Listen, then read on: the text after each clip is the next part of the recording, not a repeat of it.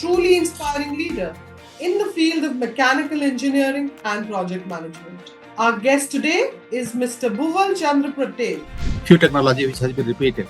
So every time I in my career, I used to get the different technologies, different people across the globe. Managing large projects and teams must come with its share of ups and downs. Could you share a time when you faced a major challenge on one of your projects? If I have to say about the environmental projects and the environmental payback projects or sustainable projects, I just used to compare myself from the looking when I move around in Indian streets, roads, or anywhere.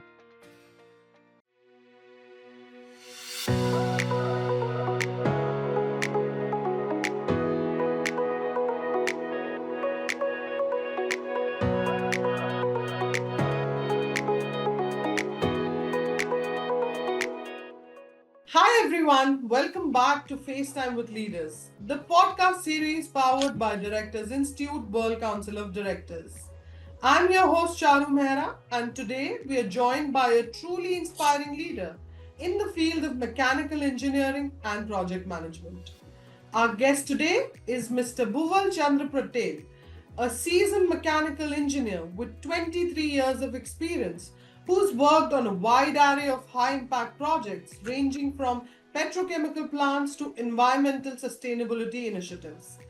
Mr. Patel has successfully led global teams managing large scale projects across industries like oil and gas, chemicals, and waste management, including pivotal roles in setting up business units in Europe and the Middle East.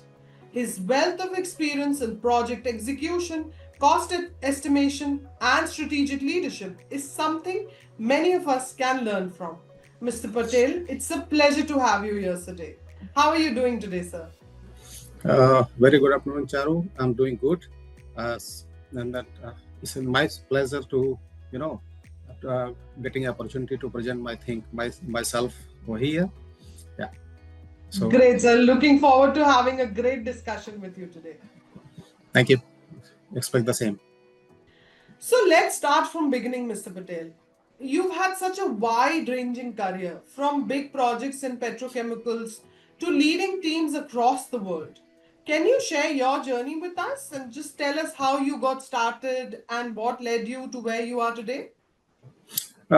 See, Charu, I started my journey way back in 2002 as a mechanical engineer, and I have got the first opportunity to work into the heavy equipment manufacturing, and then there I saw, okay, this is a limited field, and company shifted me to the site for the more experience.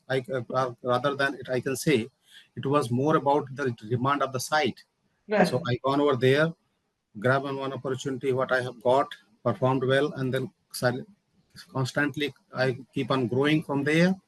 But there are challenges at the time. Sometimes, like geopolitical situations, so labor, supply chain management, or the understanding of the colleagues, the new training engineers over there, all those things.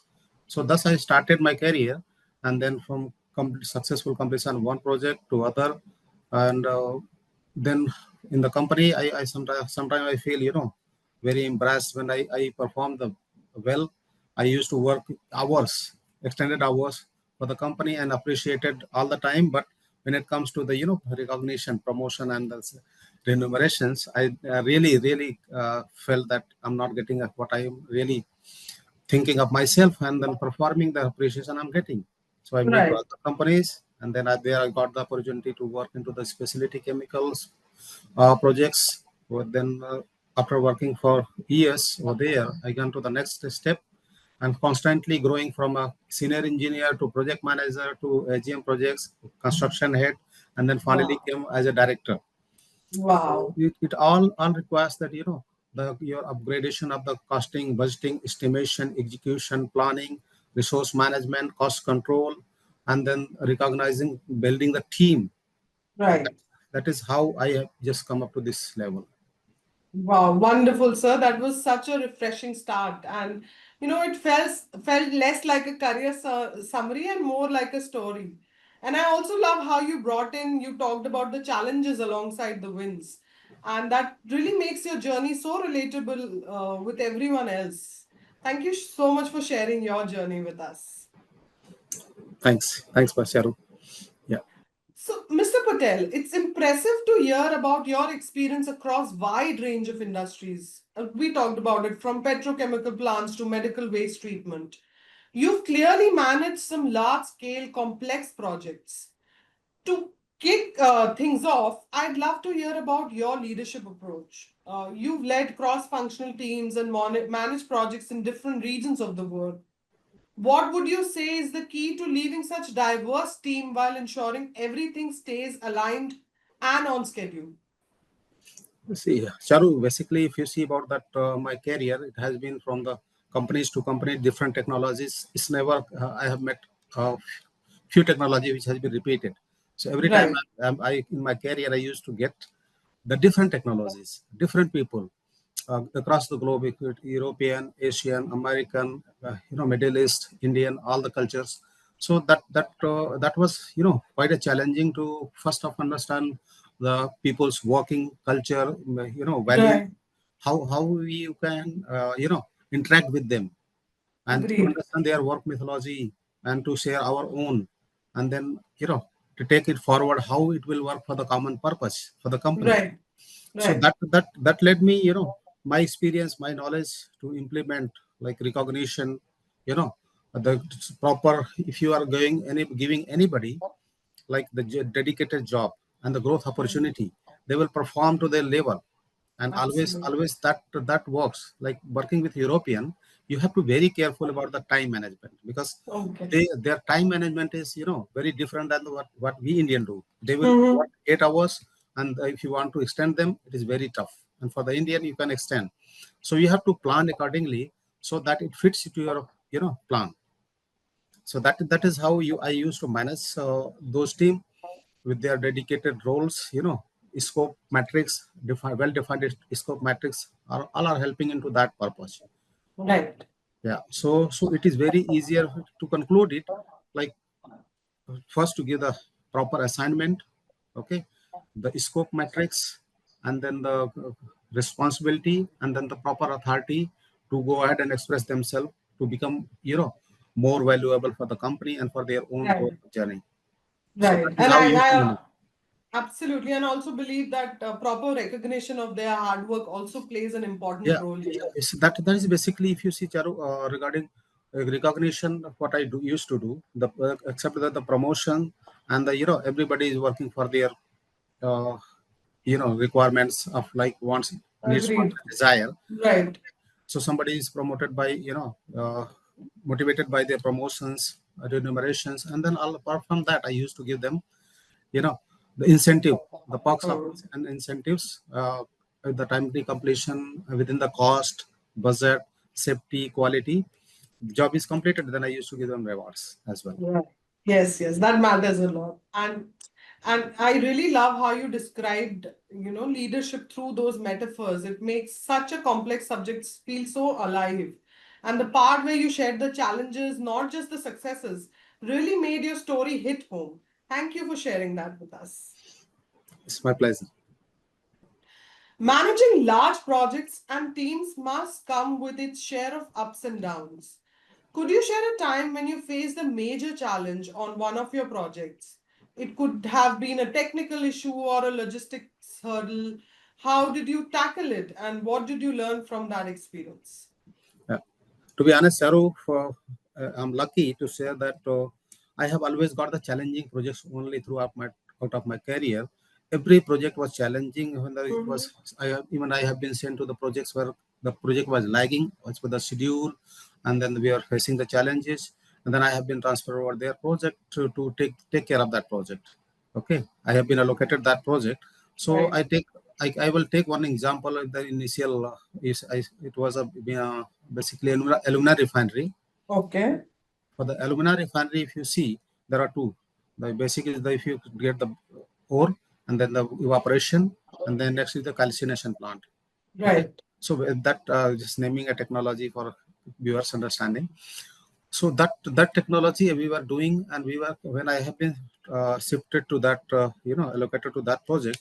That project was almost 1 year out of 2 years, and very little thing, I can say maybe around 10-20% has happened. And I realize over there what is Okay. the basic issue. Then I find proper lagging of proper planning, and Okay. then supply chain management in terms of like getting the material on site right time. Mm-hmm. And then I saw that there is a issue of the contractors, local contractors who are just Mm-hmm. creating the issues. Mm-hmm. And then the locality which is having the political effect onto the project. Okay, so all those hurdles were there, and I Mm-hmm. realized how to move ahead. And then I say, okay, let me take one by step. Then I take into the Right. workers in my control, and how what they really wanted, how to be taken care, and then the motivated and train the staff. What is the productivity? How it will overall affect to the project cost. Right. And then Right. the companies financial health. So explaining those things, and then doing the uh, like if anybody is having the problem, I used to solve myself, and even going extra miles, my personal help, even not only depending on the company's help. So those kind of things minded the people with me. And that's the wherever it is lagging for the supply, I have been sent over there, just visited over there to discuss with the vendors, to give the supply as early as possible and Right. explaining them the projects, demand and the value of the project that was monitored by the Ministry of India. Okay. Yeah, so that was very critical. Even the consultants, like government consultant, were there, known as EIL. So the Right. document approval were there. I have to go over there and request them what is the criticality and how we are facing the challenge to move ahead without the proper document approved. So those are Right. the things I used to, go wherever it is required, motivating the team, and discussing the supply chain management team of the company, and something we arrange locally, to move ahead without impacting much of the cost. So that is how I Right. used to how to manage those things. Manage. And then the recognition reward as usual, I discussed at that time. I was quite young, so I discussed with my boss, who is the vice president of the company. Then Mm-hmm. he allowed me, okay, you can move ahead with the whatever incentive you want to give, the facility you want to give. So that is how I used to manage that project, and then we finally we got the best contractor award from the worst. Wow. Wow, wonderful, sir. That is so wonderful. And that story that you talked about really brings the reality of running complex projects to life. The contrast between calm operations and sudden crisis was palpable. And also, hearing you name the missteps as clearly as the fixes make this feel like a real conversation and not just polished speech. And listeners will definitely find this honesty refreshing. So thank you for being honest and sharing your experience with us. Yeah, Charu, basically, whatever I have worked and whatever I have felt, I was just sharing that. It's nothing like, Yes, because I have to share a lot of things, but there is a limitation of time. But absolutely. Thank you. Thank you so much, sir. Thank you. Okay. Looking at projects like medical waste treatment facility in Abu Dhabi or waste to energy systems, what would you say was the most rewarding part of working on these initiatives? And how did you see the long term impact both in terms of business and the environment? see, Charu, if I have to say about the environmental projects and the environmental payback projects or sustainable projects, uh, I just used to compare myself from the looking when I move around in Indian streets, roads, or anywhere. And then when I used to move on onto the any European country, I see huge difference. And Yeah, that is basically our system, where less, giving less importance to the environmental and the cleanliness. right, That, right. that that hurts me a lot inside. And then why we cannot be the same way?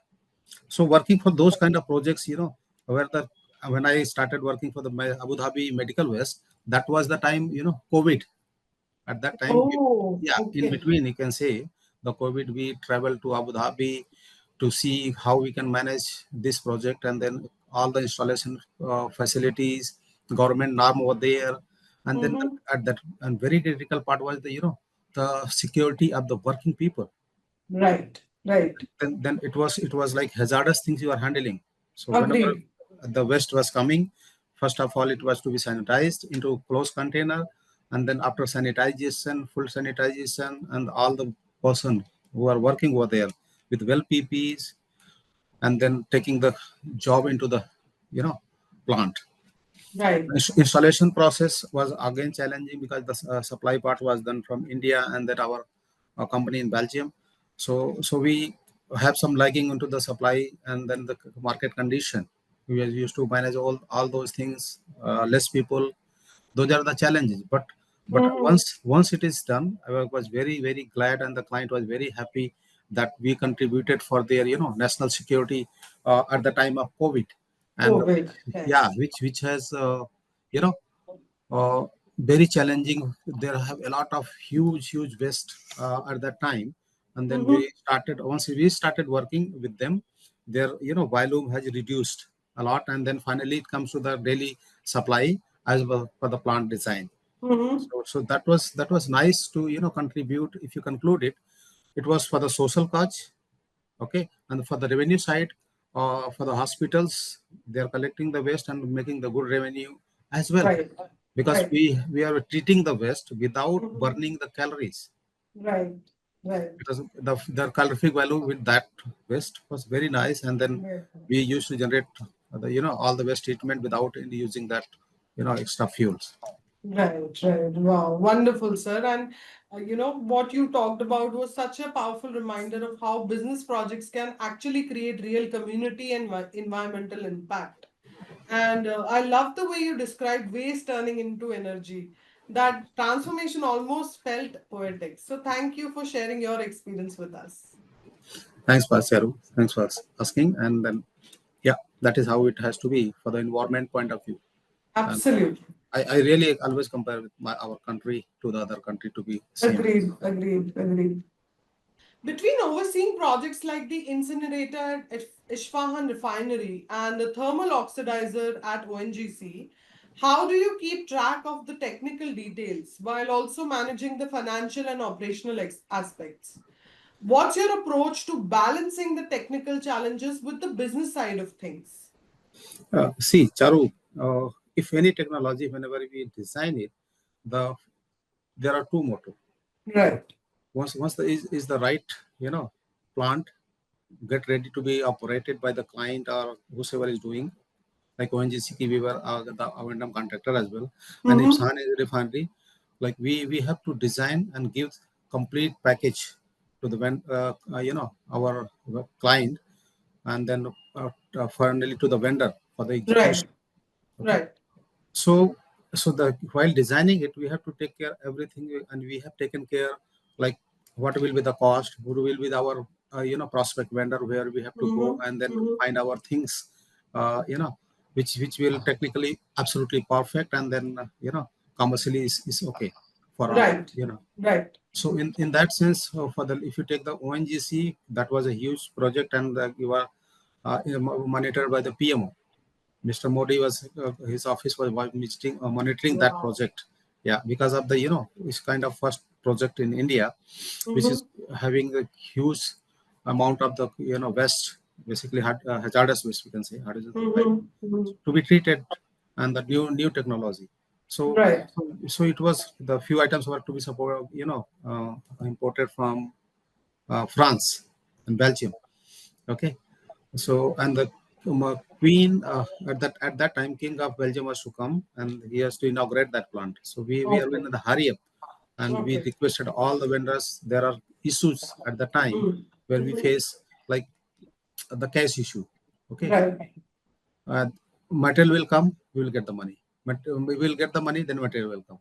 Then how to come? Then I approached the client. Okay, this is the way we can just change some condition into the contract where we can get the money early and import that material or Totally. supply the material at site. So all those Right. used to happen, and see, going to the miles and requesting all the stakeholders, then this is importance for all of us, because our PMO is getting is monitoring this project, and we have to make it success. So everybody responded, and there are challenges with the local issues. We have been, like myself, I have been made the host by a contractor, because he was asking something undue to him. Okay. Anyways, that happens in this kind of Right, projects. absolutely. Hmm. So Charu, to conclude it, there were challenges in terms of supply management, in terms of the overseas involvement of the project, and then local issues. But we have concluded and come to the end of the project nicely, and that was in the operation maintenance as well for 3 years. Wow, wow. So I really liked how you showed the tension between technical precision and financial realities. This makes the story comes out very real, like you are the one, like the audience is the one living it. So thank you for sharing that with us. Thank you, Charu. So, all right, Mr. Patel, let's switch gears a bit and have some fun with our rapid fire round. These are quick questions, no right or wrong answer. Just go with your gut. Ready? Okay, yes, sure, Charu. Okay. So, chai or coffee? How do you kickstart your day? See, basically, I don't use both of them. I used to take a fresh energy drink by Herbalife. Wow, wow. Okay. If you could instantly be an expert in any new skill or hobby, what would that be? AI, artificial intelligence. Wow. Your favorite travel destination, somewhere you go to unwind. Basically, is all hill station in the forest. I love. Wow, that's really nice. Yeah. Okay. If you could meet any leader, past or present, who would it be? Sri Lal Bahadur Shastri ji, our ex-prime minister. Right. Wow. What's one book or movie that has a big impact on you? See, every book has a lesson, but I like the Gita because Gita? Gita very practical things described years back. Wow. Okay. What's one thing you've always wanted to try but you haven't done yet? Tracking, Trekking? Okay. indeed. All right. Okay. If you could go back and give your younger self one piece of advice, what would it be? Just follow your dreams. Don't be distracted by the others. That's a great advice. Thank you. Okay. Next one. What's your go-to song or music genre when you need a mood lift? I used to sing myself many songs, but I say कोई जब राह न पाए मेरे संग आए पग पग दीप जलाए मेरी दोस्ती मेरा प्यार. Wow. That's really nice, sir. Okay. Next one. What's the one food you can never say no to? Pani puri.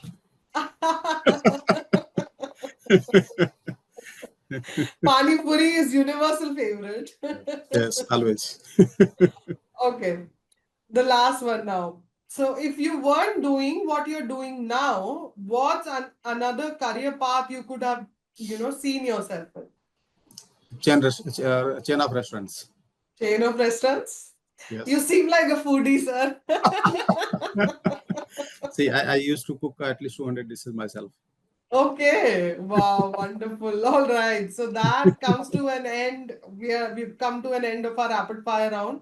That was really interesting, and thank you for letting us know you as a person, not just a professional. Thanks, Yaru, for asking those questions, which I can say without thinking. Because Right. rather of the things is technical and then the memories. Here we don't Yes, take the memories. It's fun. exactly, exactly. Okay, so if you are good to go, we'll proceed. Given the complexity of projects you've worked upon, especially in sectors like petrochemical and waste management, I'd like to dive into an important issue that has become more prevalent in these years.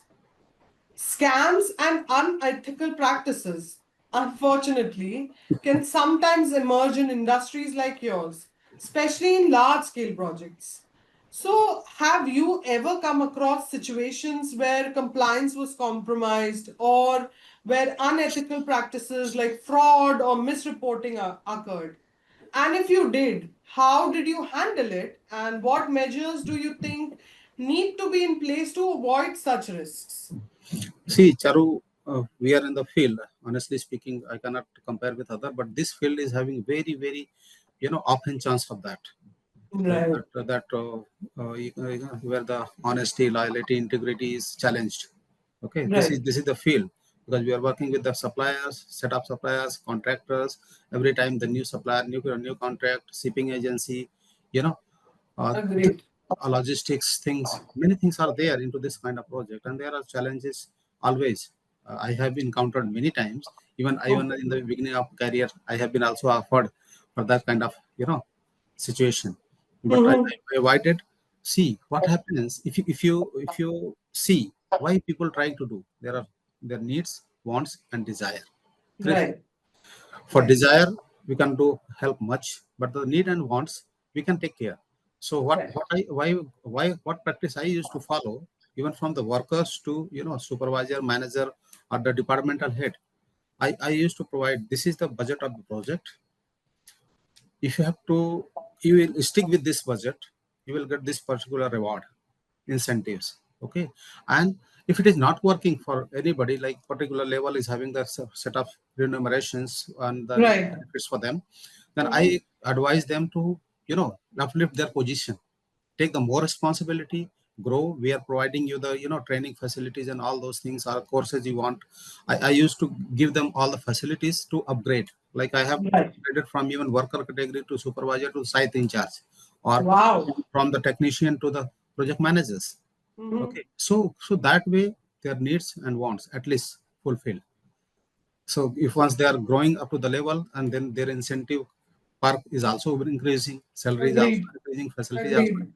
So Agreed. that is the way I used to tackle, to avoid that situation, and mostly. And then also one more thing I used to do, that I with the management team, I assured every contractor and vendor that you need not to pay anybody anything. This is the team which is going to take you the decision, final payments and everything, so need not to worry about that part. So from Okay. their side, the people are knowing that the vendors are directly connected to the management team Right. and then the Right. directors, so that becomes easier for me to control. Agreed. So Agreed. that is the charu. We cannot fulfill everybody's dream, but Agreed. we can try, Absolutely. we can try to maximize what we can give the reward. And that is without extra cost to the company, in terms of Right. like limitation of the budget, cost, timing. If the delivery is there, the project cycle increases. You can do Agreed. more projects in the same time if you Agreed. reduce the productivity. Agreed. And So actually, you can, as a leader, you can be an enabler. You cannot do it for them. So, which you, as you said, you were giving them all the opportunities. So, and that was really sobering and refreshingly honest account, Mr. Patel. Hearing the immediate steps you took made the stakes crystal clear. And I appreciate you naming both the human mistakes and the structural fixes. That balance between accountability and system thinking is definitely there. So thank you for sharing your inputs with us. Thanks, Yaru, because that is how I used to do, and I understand the values from my life. Okay, I Right. started. So my life is again is in itself a very big story for others, and I'm appreciated person in my society and then the area I work. Wow, absolutely wonderful. So thank you so much. So can you share your experience of joining Directors Institute? What drew you to the organization and how has being part of this group shaped your perspective on leadership, governance, and the role of boards in modern businesses? So anything that you can share with us. See, well, Charu, that is a very nice question for me, because uh, I'm the person who is, mostly you can say that learned a lot from the environment, societies, and then the team where we've been working, from worker to the director and owners of the company. And I became myself a director in the with the experience of something around 15 years at that time when I Right. became the director. So that is when I was thinking about other directors, other company CEOs, what the difference Mhm. between me and them, why they are so organized. And I myself think that I know, but I'm not that organized. So in that sense, I was looking a video on the social media where director institute came to my knowledge, and then I got the webinar and understand this is the platform I can get the right a balance the Right. the systematic knowledge and the certification, because first impression become your certificate if you go to the new organization, Mm-hmm. new system, new company, new country.